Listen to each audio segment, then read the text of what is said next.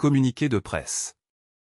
À la suite de la décision récemment rendue par la Cour européenne des droits de l'homme, CEDH, il m'appartient de faire part de ma profonde incompréhension et de ma vive préoccupation quant à l'arrêt prononcé, dont la motivation sommaire ne permet pas d'en saisir pleinement la portée.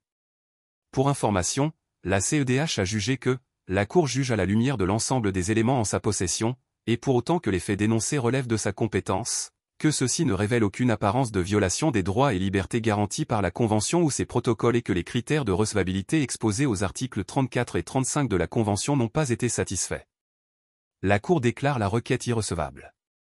Or, il apparaît que toutes les conditions de recevabilité prévues aux articles 34 et 35 de la Convention européenne des droits de l'homme ont été strictement respectées.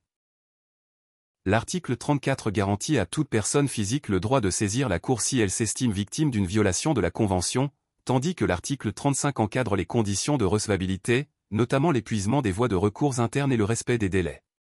Cette conformité rend d'autant plus difficile à comprendre la motivation de la Cour, qui se limite à une formule de rejet sans analyse détaillée du fond du dossier.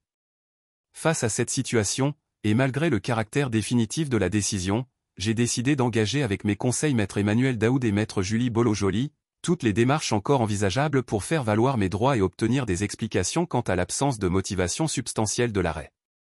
Une demande de renvoi de l'affaire devant la grande chambre de la CEDH sera déposée, conformément à la procédure exceptionnelle prévue pour les affaires soulevant des questions graves ou inédites d'interprétation de la Convention. Bien que les chances d'aboutir soient faibles, il est essentiel, au regard de la gravité de la situation, d'épuiser toutes les voies existantes, même lorsqu'elles semblent a priori fermées. Parallèlement, plusieurs correspondances seront adressées aux autorités concernées, juges ayant rendu la décision, greffe de la CEDH, ministère compétent, etc., afin de récapituler mon parcours et le cheminement de la requête, en insistant sur le respect des critères de recevabilité et la carence de motivation de l'arrêt.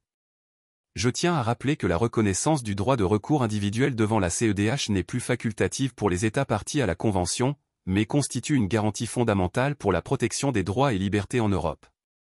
Je remercie toutes celles et ceux qui m'apportent leur soutien dans cette démarche, guidée par le respect des droits fondamentaux et la recherche de transparence dans le traitement des requêtes individuelles. Fait à Aurillac, le 28 avril 2025. Kamel Daoudi.